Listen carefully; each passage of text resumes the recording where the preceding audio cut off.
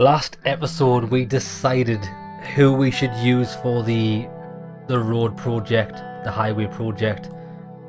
I cannot remember the name of the company we went for, but it wasn't the state construction company and it wasn't the company that tried to bribe us. It was the other one, the new innovative company that hasn't had as much experience, but they're using better construction methods. I think that's key to success.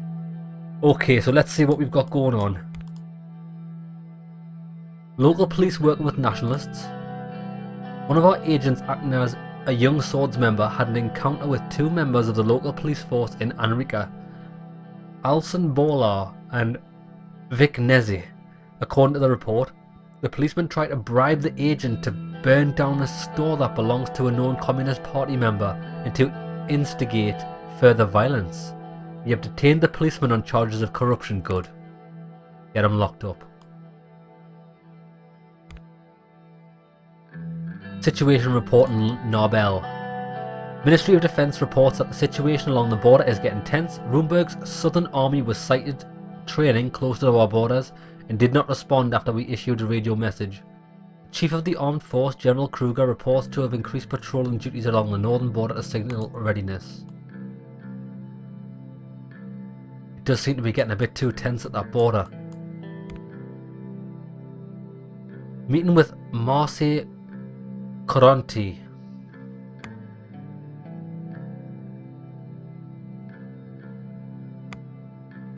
Oh, this is good. It tells us. Oh, this is good. This tells us what we did in turn 1 and turn 2.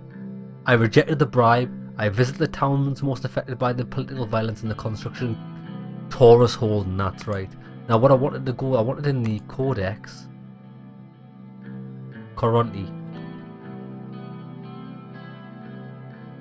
Marseille.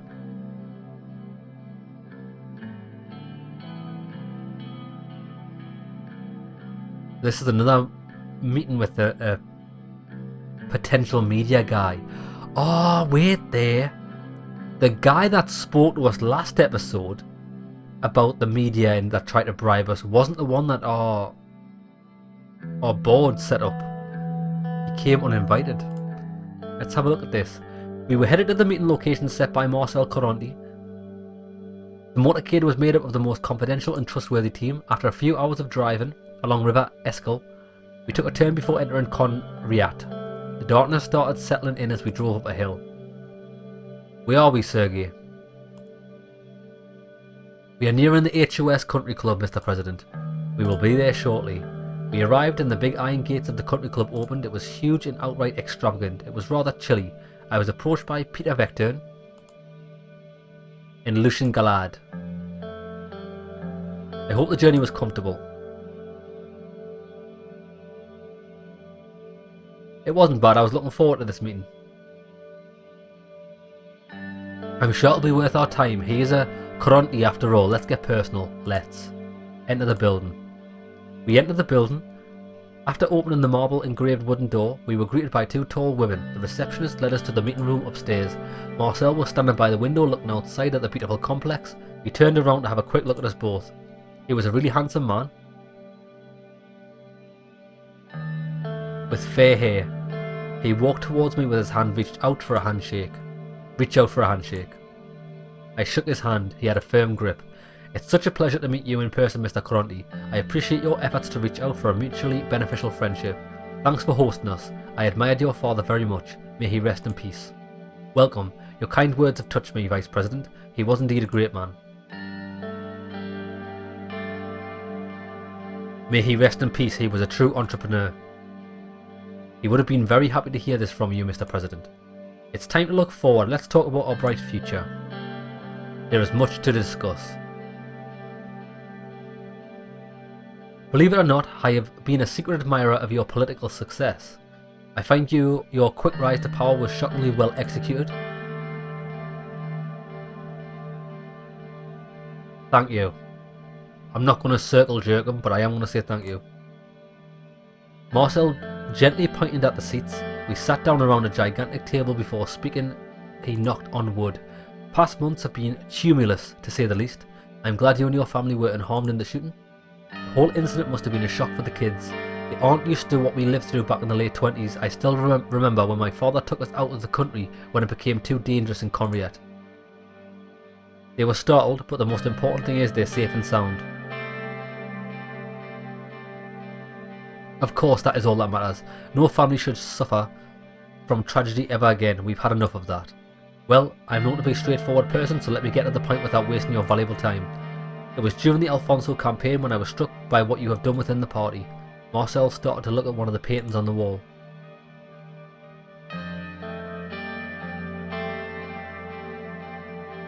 Look at the painting. The famous piece depicted a giant sleeping beneath a village. The trees, rivers and hills were all part of the giant's body. Its eyes were two caves looking up at the people. It showed daylight at the far left and night time at the far right.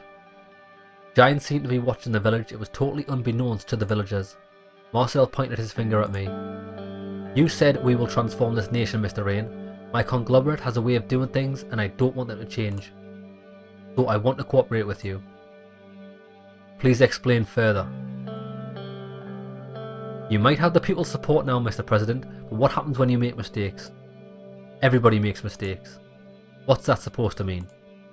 Let's hear his point, Vice President. Being a president in this country means having many enemies, enemies that would resort to anything to bring you down. Let's say these enemies caused a scandal or leaked sensitive information from the administration. These would be destructive when they were released. If they were released. Continue. Assume that the articles would actually protect your integrity no matter what. Try to imagine how up to 5 million people I reach will not lose faith in you.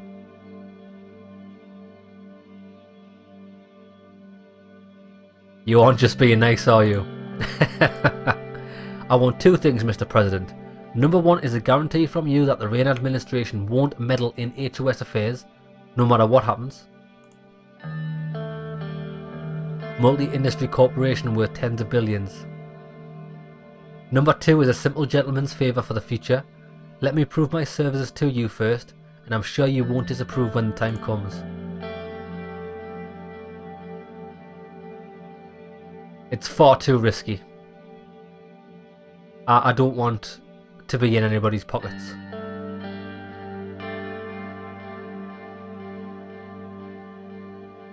Great risk means great reward. This mutually beneficial cooperation will help you greatly. I can guarantee that you will see its benefits sooner than later, and we can make history together if we dare challenge the odds. What do you think about this, Lucian? Lucian leaned on my ear and whispered, I think it's a good deal, he's right. We will need the media support. With his newspapers and channels on our side, we can dodge a lot of bullets. The one thing that bothers me though is his favour request. We do not know what it is, and he could ask for something that could point fingers at us. Marcel interrupts us. So do we have a deal? Mr. Koronti, I have to reject. Such a shame, Mr. President, and here I thought we were going to be good friends. It's a shame, really. Yeah, this guy's trying to be far too more intimidating than he is. I don't fuck with that. Goodbye, Mr. Koronti. Let's leave. We left the complex and entered the car. I thought that would have ended better. He pushed it too far. The threats were unacceptable. Return to Holsword. Yeah, although I think it's going to be, in all of politics, it's going to be very hard for anybody to be 100% pure and not dabble in any type of corruption, because these are the type of people you're dealing with. Rich, powerful people who don't really give a fuck about the politics, only give a fuck about themselves. In that type of position, you're always going to be on the back foot. But well, let's ride it out. I want to see if we can do this. Okay.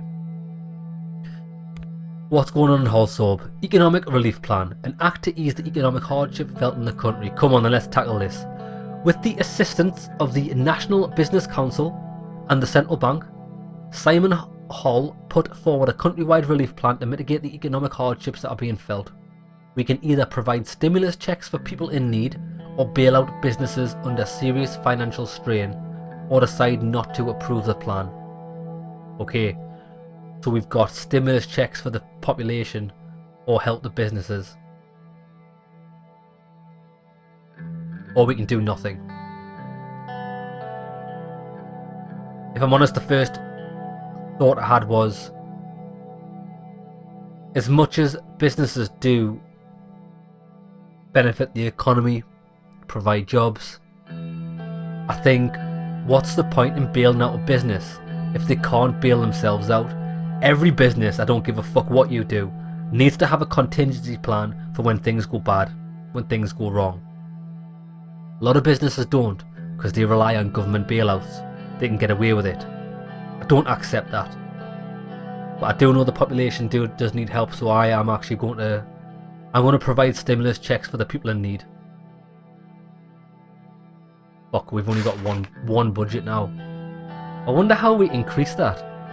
Or we don't get to increase it because it's the budget, isn't it?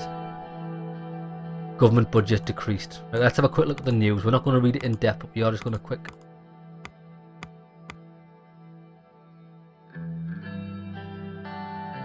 Yeah, the Rumburg closed the consulate, didn't they? In Sutherland. The administration has fallen for populism and the idea that giving people money will solve the problems of the economy overall. Well, it's not true. It's a temporary measure. It is hard to grasp where these ideas come from, especially when long-term job growth and employment is what this country needs to ensure the order and stable economy. What is the plan here? People will be able to pay their rents for a few months and then they will fall for the same unemployment trap due to the lack of job availability or security. Businesses can't carry all the weight of the declining economy on their own shoulders and employ people without help from the government. The administration needs to reevaluate their way out of the recession with realistic methods. Underhaul construction still number 1. The only way out of the recession, bailing out businesses. Is it though? Because are businesses that can't sort themselves out not a drain on the fucking government? I don't believe that's true. Obviously you're going to get your own perspectives from these newspapers, but let's see where this goes. Read the report from Holsord. Kesaro Kibana demands emergency to be called. The leader of NFP, Kesaro Kibana, has demanded an emergency be called to address the increasing political violence in the country. He stated that without a declaration of emergency, Sutherland would be destabilised and the integrity of the country would be damaged even further. Okay. Oh shit, something's going on in there. Funeral for Bernard Circus. A decision to attend the funeral. The death of Bernard Circus has shocked the country and his funeral will be held in Dyer among a large crowd of sympathisers. Circus was not only a communist poet but also an elected MP that had a voice. A state funeral has been organised to honour him. The question is whether the President and the administration will attend the funeral or not. Of course we will. Regardless of his political views, he didn't deserve it. He's a fellow MP. Let's go. Funeral of Bernard Circus. Dark clouds are looming over there. They looked daunting as our convoy started approaching the century-old cemetery. It looked like it was going to rain, certainly fitting weather for a funeral. As expected, Bernard Circus's passing maintained its media traction and all of Sutherland was paying attention to the ceremony, especially as to what I would say in my speech today. Sir, we have arrived. Raindrops were running down the car window when Sergei opened my door and held an umbrella over my head. As soon as I got out, flashes from the cameras blinded me. It's okay, Sergei. I will hold my own umbrella. As you wish, sir.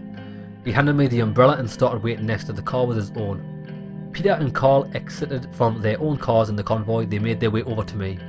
Anton, Mr. President, I just wanted to inform you that the perimeter is clear and secured completely. There's no one getting in or out without our knowledge. Good work. Thank you, Carl. Carl bowed his head with respect.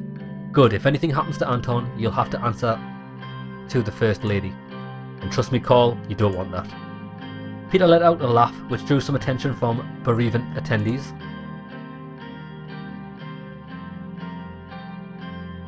Gestured Peter to lower his voice. You're right, sorry. It started to rain several illegible voices were heard from Carl's radio. He stepped out to reply and returned shortly. "We have a small problem, sir. A few, 5 to be exact, Red Youth members are here to attend the funeral. He apparently said they wish to give their respects to their fallen comrade. Should we let them in? Do you think they pose a security threat? No, they were thoroughly searched. Looks like they really are here to attend the funeral. Let them in." "As you command." "Let's head over, they're about to start." We walked towards the crowd, circled around the grave. Everyone in attendance was wearing black in mourning. The rain started pouring heavily. Bernard's widow, the daughter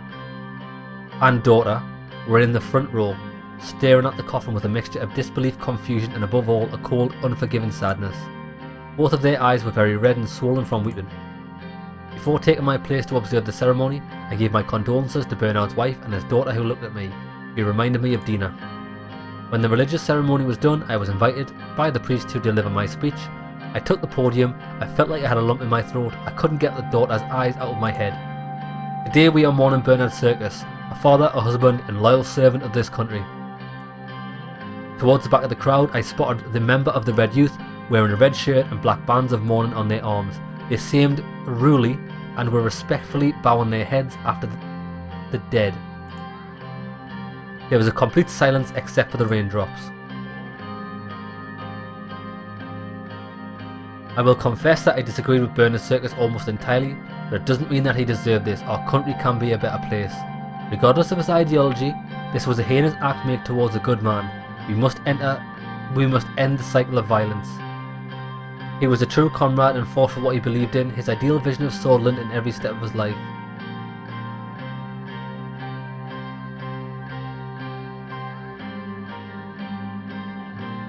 Regardless of his ideology, this was a heinous act made towards a good man. We must end this cycle of violence.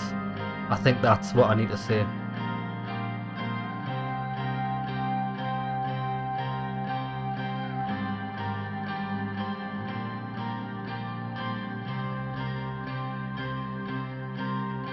We will make sure that unfortunate events such as this will never happen again.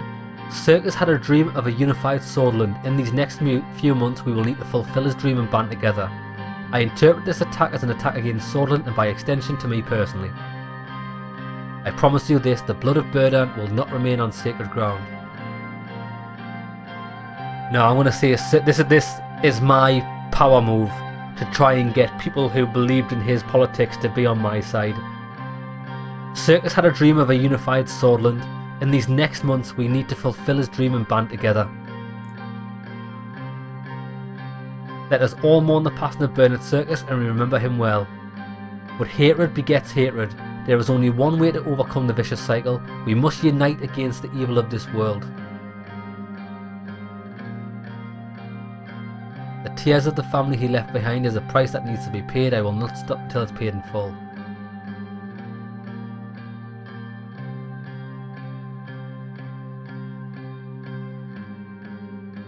Yeah, I'm not sure if this means what I think it means.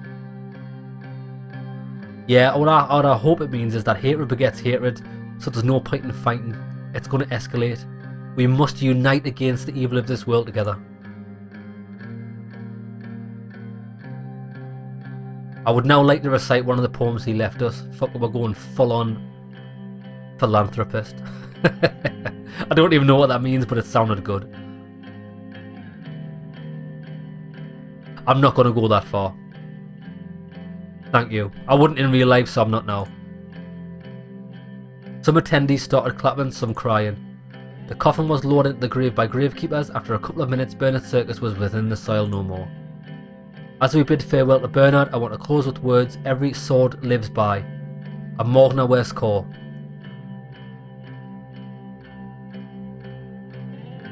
Everyone replied, "Vecturn sister, victory is close." With applause as I stepped down from the podium, it was time to leave. I think we did a solid day. The widow thanked me with a soft and defeated voice before we dispersed. On my way back to the car, I still couldn't get the eyes of Bernard's daughter, nor for the faltering voice of his wife out of my head. But Dina, Monica and Frank looked the same way if something happened to me. Peter put his hand on my shoulder. That was a good speech. I sensed only respect from his voice. Thank you, I mean it. I know you do. Come on, it's time to go. We've got work to do. He was right, we had work to do, so much more to do. I realised that the rain stopped and I looked up.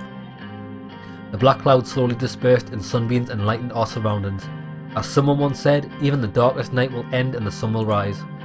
Hope was still on the horizon. Okay, so we've made some choices, some possibly questionable choices. Let's see where this takes us. Bernard Circus's funeral was held in Dyer. President Rain drew criticism when he agreed to attend the funeral.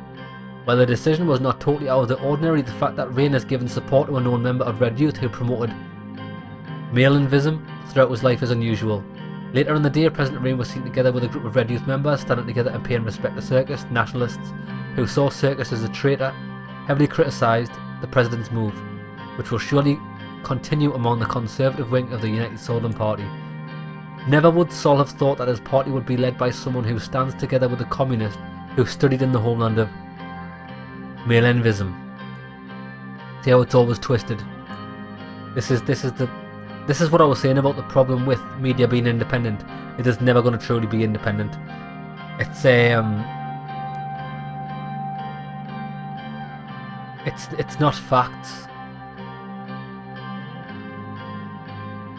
It is facts that I was standing there, but it's so skewed. I wasn't standing with them because of their politics. I was standing with them because they are my fellow men. Huge crowds of mourners, including President Rain and other senior Swedish officials, joining for a rare display of unity, poured into the heart of Dare today to bid farewell to Bernard Circus.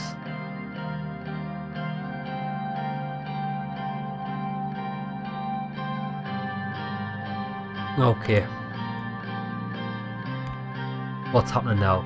Briefing on the current diplomatic situation. The Blue Mansion in Lasheven hosted us for the important diplomacy gathering. The door opened and David Whiskey, once a lecturer to me, now the Minister of Foreign Affairs, greatly made his way towards my desk. May I sit down, Mr. President?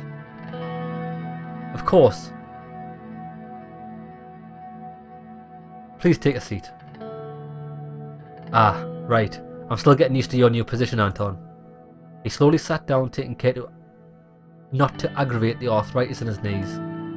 After he settled himself, he regarded me with delight, his blue eyes sparkling. Look at you, Anton. Minister of Foreign Affairs. The 4th President of Swordland. What a privilege for me. I still remember the first day you took my class at the Lasheven School of Economics. Oh, I remember this guy. Somehow the inexplicable ebb and flow of life has led us here, to positions where we can change the course of history. This is our opportunity to shape the future, and we will do precisely that. I am looking forward to our new foreign policy. He started coughing again, this time for longer. Would you like some tea or water? Oh yes please, tea and water sounds nice, thank you very much. He smiled. Livia brought the 2 cups of tea along with a glass of water and placed them on the table. It seems you still remember how much I like tea. Nowadays it really does wonders for my throat.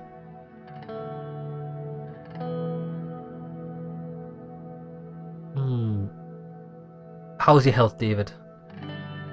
Oh, I haven't had any big complications except the usual after this heart attack earlier this year. The health complications aren't a hindrance to my work, of course, but thanks for asking. How's the Rain family? Monica's really taken to the first lady role. We'll be positive. As time passes, I realise that more family is the most important thing in life. We must take care of them. The door opened. Losif and Lucian joined us for the briefing as the tall case clock hit the hour mark. Peter, however, was missing. I wondered if he was late from all the drinking he did at the party in Lasheven. We'll talk more later, President Rain. Welcome everyone. Let's begin. Very well. I'll start by providing a brief overview of our current status with our neighbours. What would you like to start with? I'd like to hear about Agnolia. Yeah. Our brotherly nation to the northeast Agnolia, they are still diplomatically non-aligned and probably has one of the most democratic systems between our neighbours. Economic stagnation is a worry for them. Their primary issue is their heavy reliance on foreign investment from us. Agnolia is our most friendly neighbour. We have been allies for the longest time after Rumburg annexed Dome. The fact needs to be a part of the equation. Unsurprisingly, the Agnolian Prime Minister, Martin van Horten, is expecting better cooperation through a new, fairer trade deal with us. It was one of his election mandates. A more comprehensive trade deal sounds beneficial to all sides.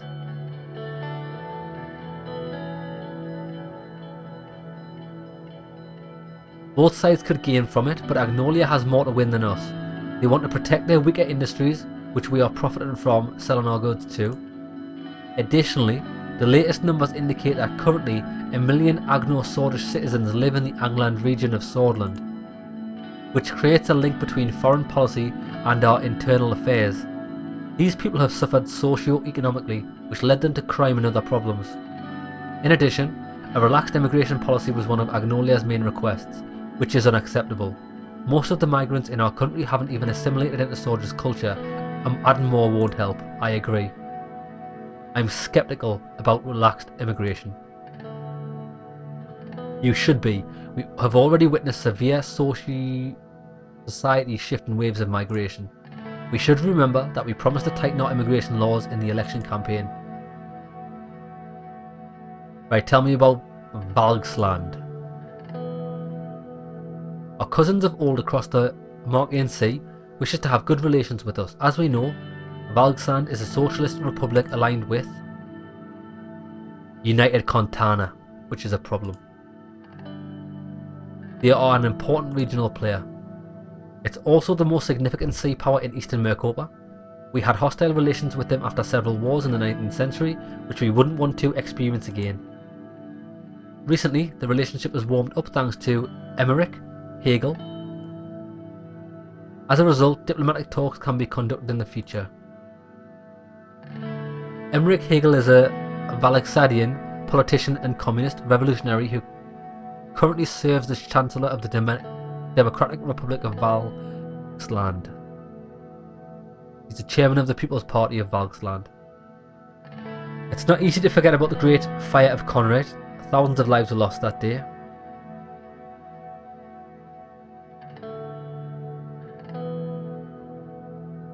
We shouldn't take any sides between regional powers.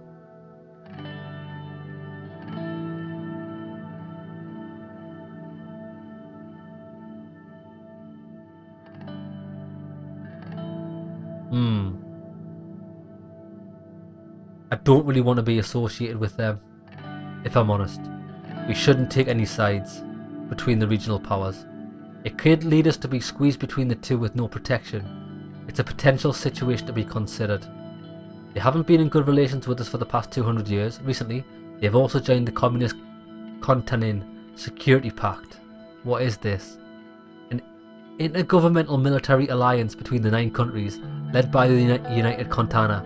This alliance creates an integrated defence strategy and military cohesion to defend against the ATO, Caucasian Treaty Organisation. 14 countries, okay, led by Caucasia.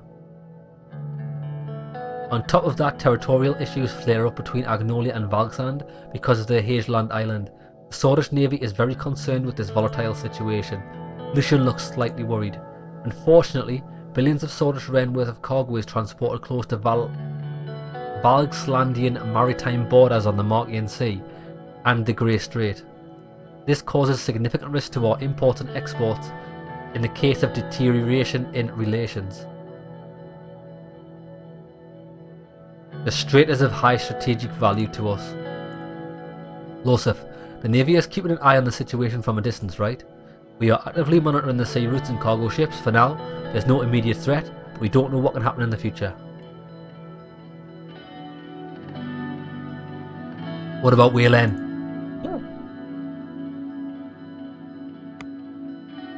It's tumultuous in the south as always. Victor Smolak is expanding his powers among protests from Wazir people.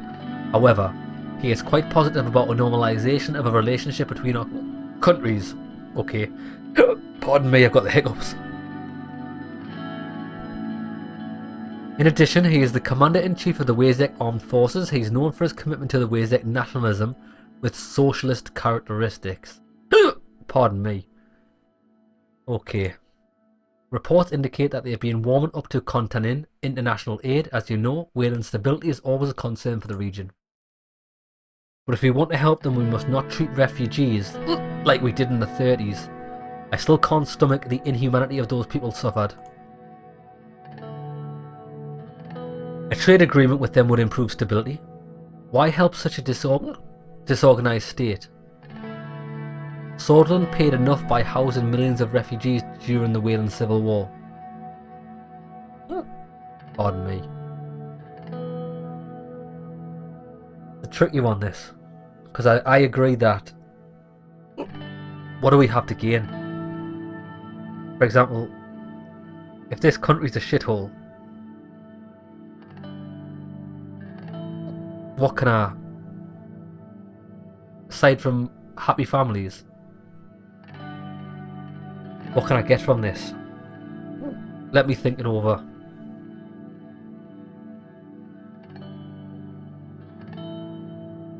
As much as I don't... a trade agreement with them would improve stability. And by improving stability, we could limit the refugees. Because they wouldn't be running from instability. A trade agreement with them would improve stability and increase mutual trade. There would be many bargaining chips discussed. Pardon me. But Whaling could be a new partner in the region. We would also invest in stability there. Yeah. Our main goal should be to avoid a refugee crisis like the late 1920s. That civil war had major security and economic repercussions on Swordish soil. I agree with that. 2 seconds, I need to take a drink to get rid of these hiccups.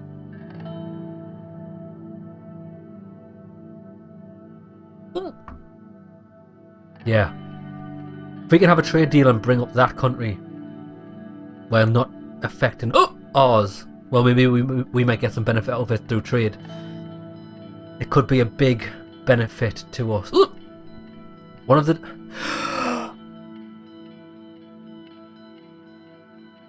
Oh, these fucking hiccups. One of the demands of President Smolak was to tighten our immigration laws so that the political refugees don't escape to Swordsland.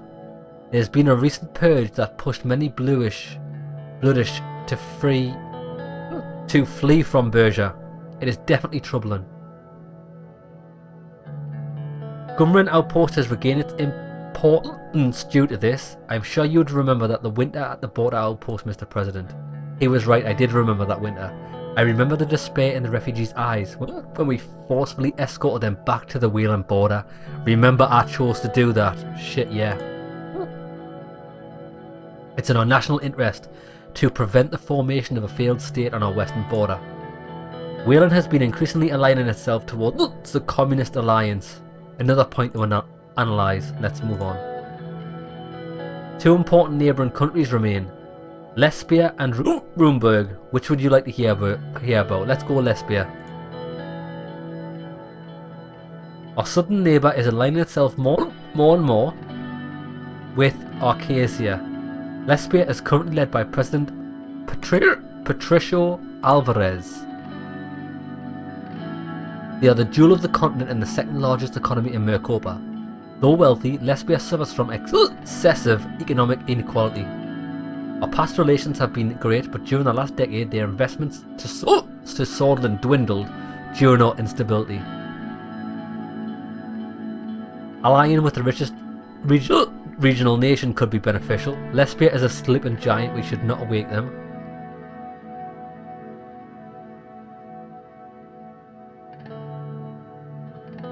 They keep turning a blind eye towards this region, thinking that Lesbia is above it all.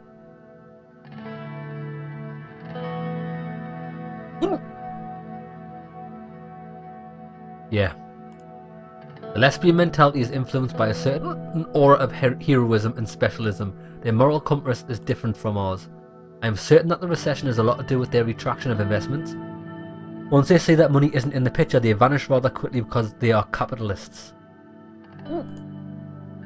They have shown a selfish attitude during the Whaling Civil War by closing their borders and funneling refugees to cross it into Swordsland.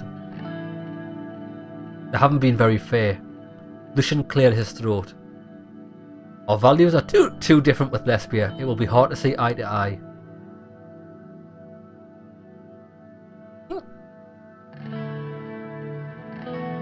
I completely agree. Lesbia has for a long time benefited from us through our old tariffs. They are after exploitation. There are hundreds of very privileged oligarchs who invest inside and outside of Lesbia. Some made significant business investments in the cities of Benfey and Valgen. What is the situation with Rumburg? Now the most troublesome nation, Rumburg, a constitutional monarchy led by Queen Beatrice Livingston. I highly advise caution and calculated action against Rumburg. Our military must be prepared. The threat is real. We know he wants this. They are strong and have the motivation as well as the means to damage us. We shouldn't give them any reasons to pursue aggression.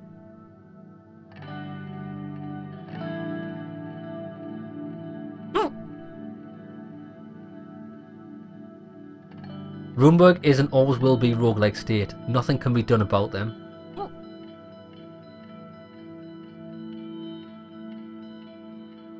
We must prevent them from interfering in our affairs. I don't think we can. At the end of the day, if someone's going to invade you, they're going to invade you. Nothing's going to change that aside from a show of force, which could stoke the flames. It's going to be a roguelike state. Nothing can be done about them. We can act in our limits and make sure we are prepared for anything. Sword rattling is not advised in my opinion. I agree. While Thornborough openly denies such claims, their past and current actions make it clear that they want to destabilise us. The weapons caches found by our intelligence agency clearly shows what their goals are. Our military must be steadfast and our diplomacy valiant. Losif looks stern and full of resolve.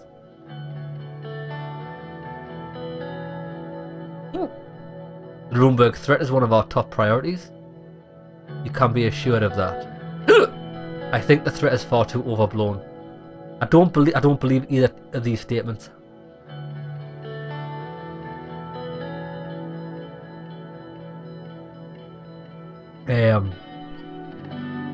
These hiccups are ruining me. It is one of our top priorities. You can be assured of that. We are always in dialogue with our Rumburg ambassador to make sure a channel is open to solve disputes. We could use their aggressive attitude against them by convincing the internal community. Lucian grabbed the Latvian Times newspaper and put his finger on the article about the latest diplomatic incident. Their abrupt announcement about the closure of the Rumburg consulate in Latvian is yet another step in their escalation. This covers the overview of the current situation. We'll move on to our trade choice and response to Rumburg's diplomatic escalation. The sun began to set over the hills surrounding Latvian. The team was ready to give advice on the new trade initiative and the response in the latest diplomatic incident with Rumburg.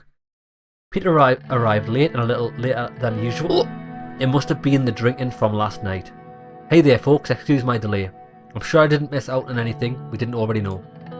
You were still supposed to be part of this meeting, also on time. Punctuality is important, we are talking about serious subjects.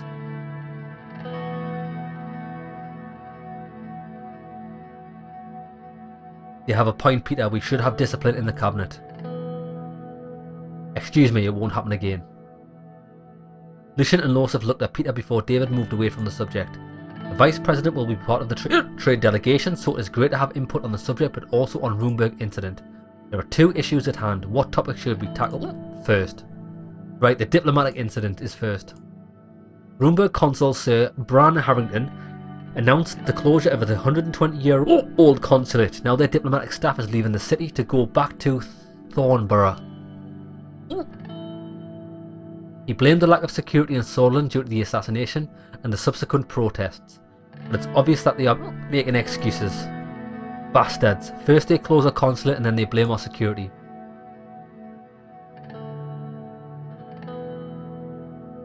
Their concerns could be genuine, but their reaction is unnecessary.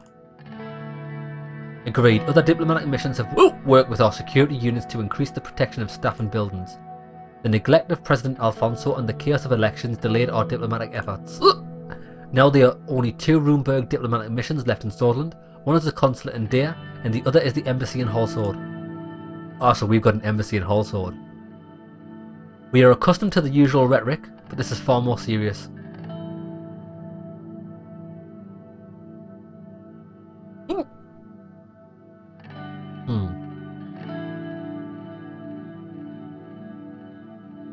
I don't, honestly, I don't know what we're talking about here. I really don't.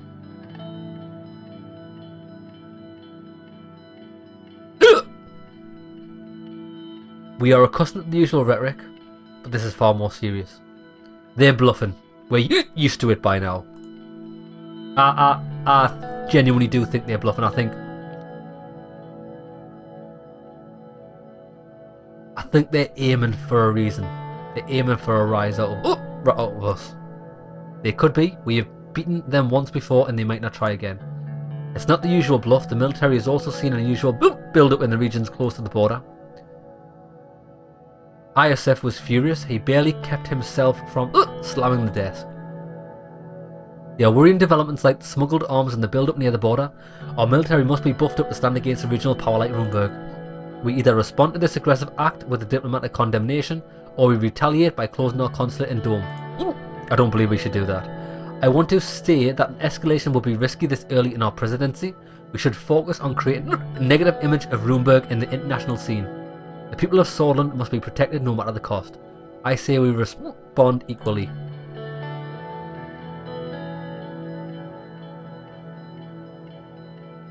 Retaliate by closing the Swordsland embassy in Dome. They think they can bully us. They were never so wrong. No, I'm going to do this. Write an official diplomatic response condemning this unreasonable act. Declare that Rumburg aims to destabilise Swordsland and the region. As you wish, Mr. President. I shall begin work immediately in forming the Ministry of Foreign Affairs and Trade. Swaying the international stage is a key long-term strategy. I wish I had reacted more strongly.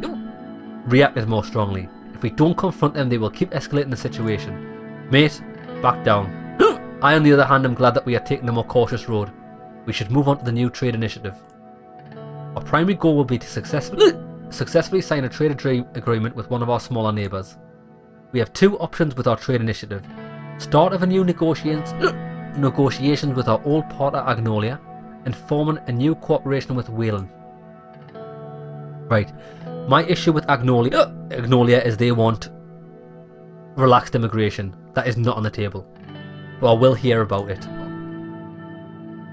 First off, the reason behind the option is more diplomatic than economic, although of course we can't forgo the added economic value. They are an old ally and valuable trade partner. The point we are at in the early negotiations is around the steel trade. They are demanding that we buy their steel for a higher price. That is because they think that the deal is far too unbalanced as it is. Their second main demand is privileged access to our agricultural market. If we ought to fulfill their demands, in return they are offering a full alliance with Swordsland against Rumburg. Looking at the current advances of Rumburg near our borders, having a coalition against Rumburg would prove extremely useful. Obviously there will be consequences for entering a full alliance, mainly the issue around the Hagi Islands. Valg's land has clear intentions on taking over the island one way or another, and entering a military alliance with Agnolia will make them furious. I want to state my support for the decision to stick to our old ally, Agnolia, even though I disagree with their demand to relax immigration. We have cooperated with them on many issues in the past. There are obviously subjects that we would still need to tackle, like our economies, the traded goods, and what to do with immigration. My opinion is that a good deal and we should go for it. The new Angolian Prime Minister is trying to improve the existing relationship. Downside is that we would need to make concessions, a reality of any trade deal.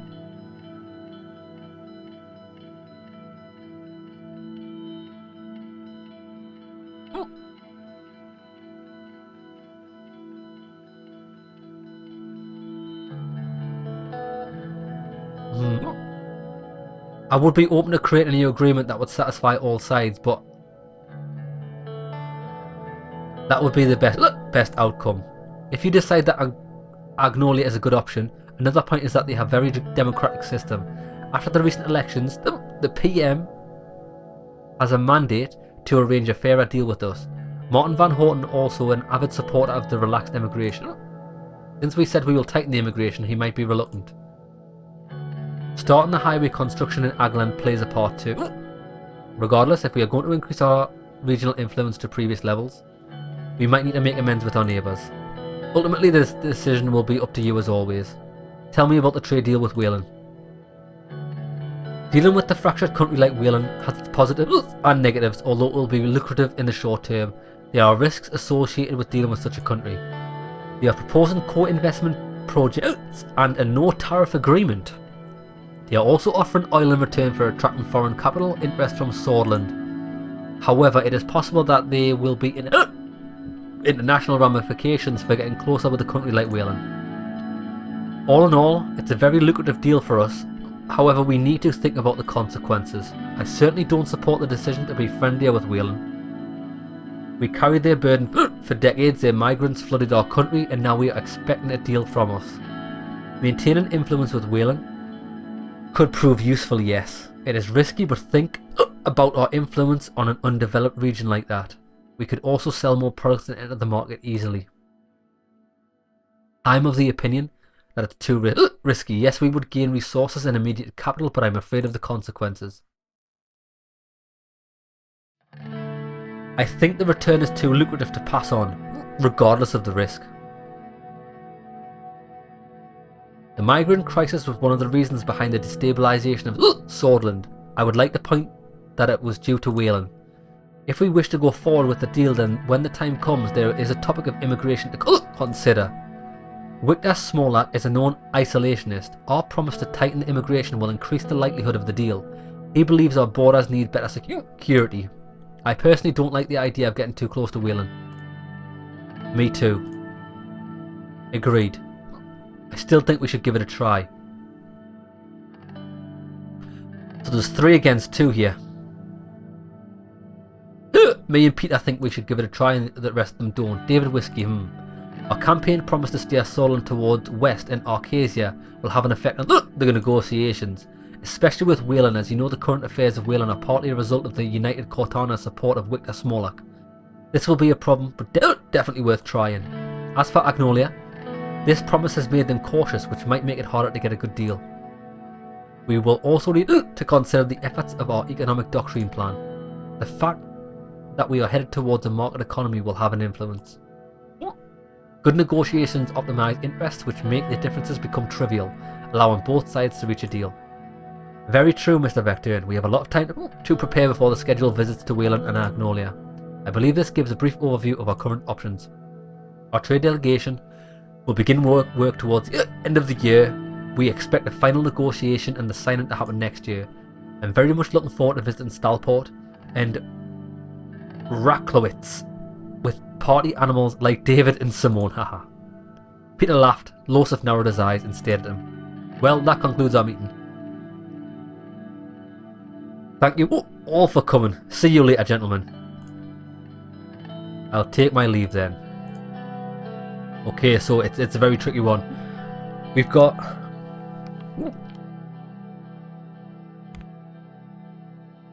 Wayland.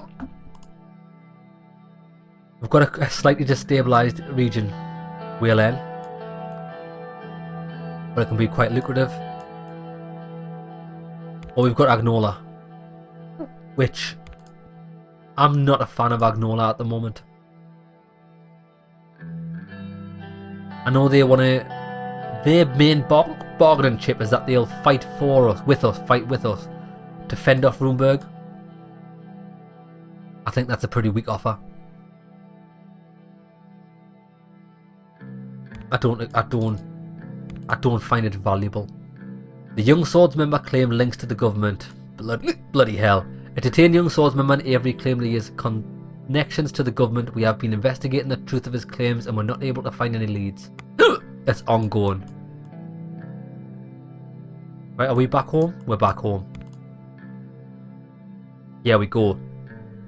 Briefing on results from the Reform Committee. I came a little early to the meeting room before anybody showed up. We had scheduled a meeting to discuss the progress of the Reform Committee regarding the new constitution. I took a seat in the centre chair in the vacant meeting room as I waited for them to show up. The reforms were slowly becoming the most significant expectation of my government. We would be changing Sol's Constitution of 29. Most people nowadays blame the Constitution for the outstanding problems of the country. On the other hand, the reformists in the assembly had been getting louder about their demands. What I know for sure is that I needed to do something about this encroaching chaos before it swallowed me. Meanwhile, Lucian, Peter and Nia had been leading the committee to prepare an initial draft for the constitutional amendments. I was intrigued to hear their results. There was a knock on the door with Lucian. "Good afternoon, sir." "Good afternoon, Lucian." He took a seat. "We should begin the meeting as soon as Miss Morgana and Mr. Vice President arrives. We finally have some results from the Reform Committee. How does it look?" The situation is quite complicated, but I'm sure we will make it work, just like we accomplished many things before. We'll go over the details regarding the new constitution in the meeting. A few minutes later, Peter and Nia also arrived. After a short chat, everybody sat down and took their notes. I knew it was going to be a long meeting. There's a lot of talk about the future of this process. Let us begin tackle the points of contention. Mr. President, I've heard from Mr. Gallard that you're not intending to support the democratic reforms. Our committee meetings have been really fruitful, and we already started on the constitutional draft together with the feedback from the political parties. We are making clear progress here. You wouldn't really block our hard work, would you?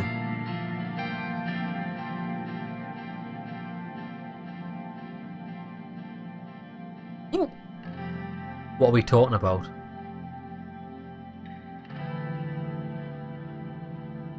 A final decision hadn't been made yet. She leans slightly towards me.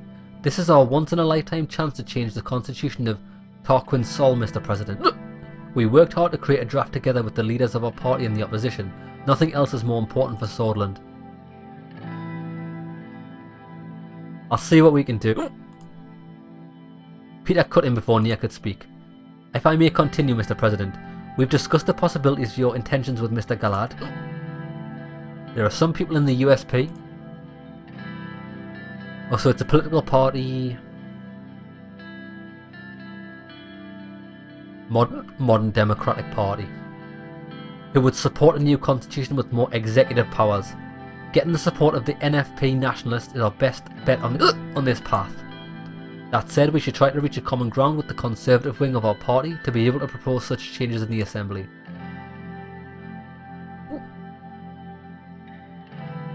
Can we possibly reach 2/3 majority in the assembly?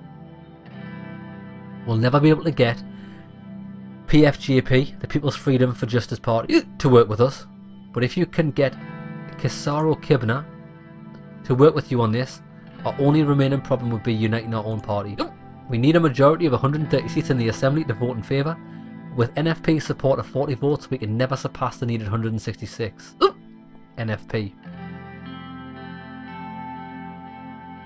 National Front.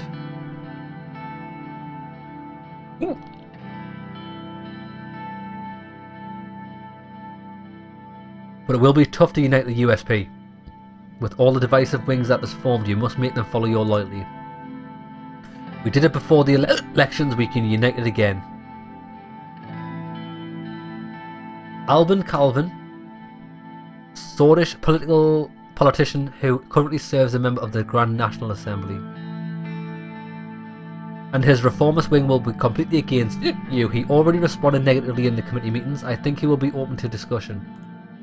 However, the Conservatives may be persuaded easier. The influence of Sol is still living strong in the party. They might follow you if they respect you as a strong leader. I'll show them true leadership. How many votes do they have?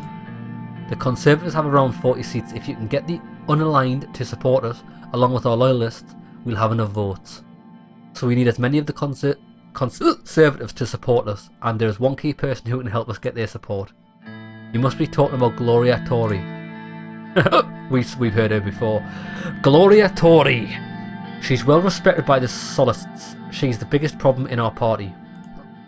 But judging by what Mr. President is trying to do, I believe you can find common ground under Solism. The problem will not be her but me, Mr. President. Nia. I cannot allow a more authoritarian constitution to be made. There is no way I can support this.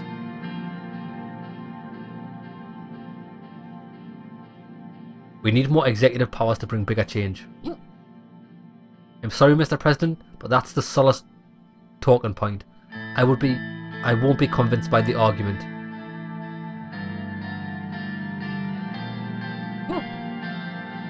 I'm sure we can work something out with you, Mr. Morgana. Miss Morgana.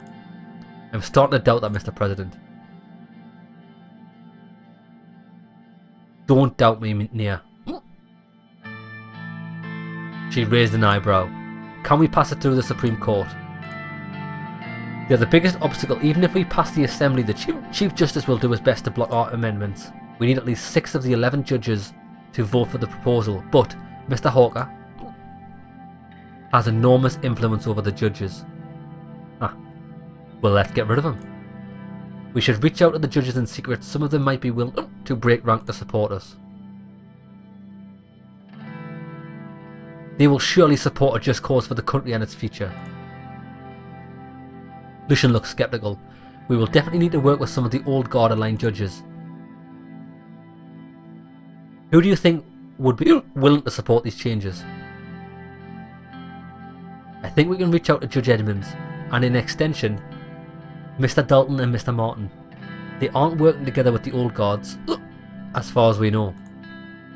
We will also need to get more votes from the Conservative judges. I believe Heron Garci might be the weakest link of the old guards. He can help us get 6 votes needed.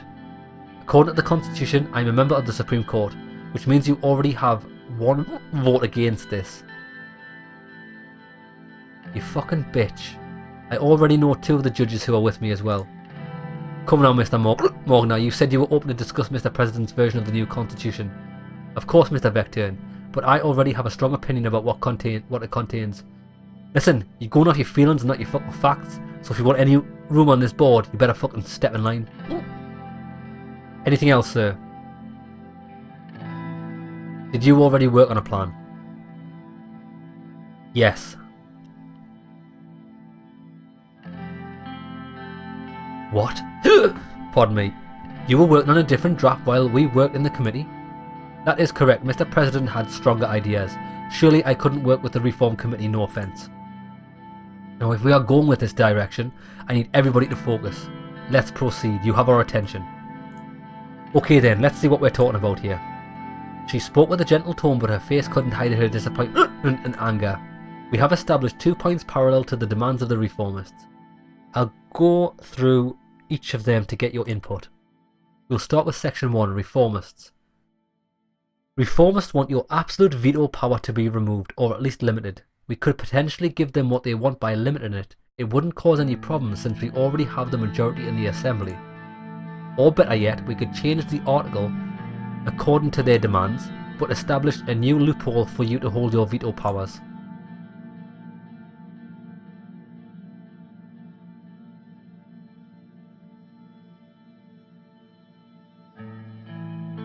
I like the idea. What kind of loopholes do you have in mind? Well, we could define a process for the Assembly to override your vetoes with a supermajority. While this limits your veto capabilities, if we do not define a time limit for the President to act on a bill, you could technically choose to take no action instead of signing or vetoing it. Without a proper definition of the process, it would be perfectly legal for you to ignore a bill indefinitely. A pocket veto. You think that's clever, Mr. Gallard, but anybody who understands the law would see that hole. There is no way the reformists would be deceived by that. With all due respect, I'll take my leave from this meeting. I don't think I have anything to add anymore. I cannot associate with plans of tyranny. He took her notes and stood up. I wish you a good day, Mr. President. We'll see what happens in the Assembly and the Court. Good day to you, Miss Morgana. You can do what you want. She gave a fake smile and left the room. That's troublesome. While I respect her, I doubt she's capable of creating major obstacles for us. We have to keep close eyes on her. Keep an eye on her, we can't let her sabotage us. Of course, sir. I'll move on to the second point then. The new constitution should remove the Supreme Court out of the constitutional amendment process. Not only popular, it would also strengthen our position against the judiciary. This is a point that was unanimously agreed on all parties. Tarquin Sol established this rule to protect 29 Constitution. We can break the power of the old guards with this. According to such change, constitutional amendments will still require a 2/3 vote system to be able to propose a change. However, the judiciary will not have the final say in the amendments. This is already what we wanted to do. Yeah, we need the court to even pass the change. Why on earth would they support this? Most of them won't, but we already talked about a possible agreement with Isabel, which may change things. We could potentially get Heron and the Solis judges as well. Apart from the two crucial points, we could address a lot of the issues already in discussion for our own benefit. NFP, the National Front Party, wanted to reform the appointment procedures of the ministers. Mr. Kibner clarified that the Assembly should have a say in the formation of the Council of Ministers. They are a potential ally, so this is an important demand to consider. That is something that a majority in our party also supports. We could address the term limits and election threshold as well. Well, that is one controversial one. I doubt the USP would like that. Immunity of the justices, the impeachment of the president, the power of the prudential decrees, all of them are in the realm of possibilities. If we can establish a proper balance and get the support of the NFP, you can gain a lot from these changes. I say keeping everything in the middle ground is the safest bet. No need to agitate anyone too much.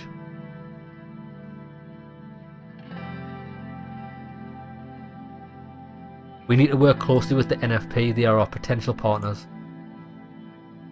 I'll keep working with them and keep you updated, Mr. President. Well, regardless of what you decide, we will need to work together with all Cabinet to push this agenda. But now we have a better picture of your intentions, sir. I will start reaching out to my contacts to make a draft that works for you. I'll present your input to the USP leaders and the National Front.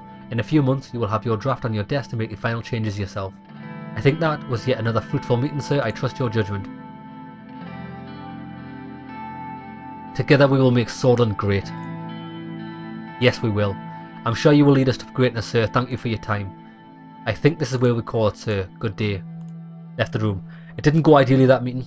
I feel one of the options I clicked, I wanted more information about it, but it said like I was making it fact, but we haven't made any concrete choices yet, so I'm okay. Right, what's going on with the highway? And please no fucking delays. Taurus Holden has reported that preparatory work for the H3 highway has already started, including clearing land and demolishing buildings with the path of the future roadway. Construction of the highway will be starting in the next few months, working west from Latchaven. Happy days. Right, I'll tell you what we'll do. We'll call it an episode here. When we come back, we're going to have a meeting with the Chief Justice, Orso Hawker. That could be very interesting. How I am planning on taking this is I want to get rid of the Supreme Court. I don't like them. I don't want them. I don't want my veto process to be affected. I want to have full control over everything we say and do.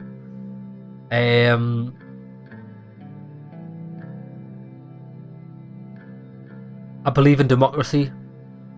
I don't know if I believe in a true democracy. I think a democracy where everybody votes on everything is troublesome. Because not everybody knows what's best. I know that sounds like a dictatorship, but it's... You should... Whoever should be voted in as president or cabinet, who's in charge of the country, that should be what you vote for. Pros and cons. Because obviously you're not going to get everything you need from one particular political party. You choose the one that's majority in your interests, and obviously there'll be some points that is not in your interests.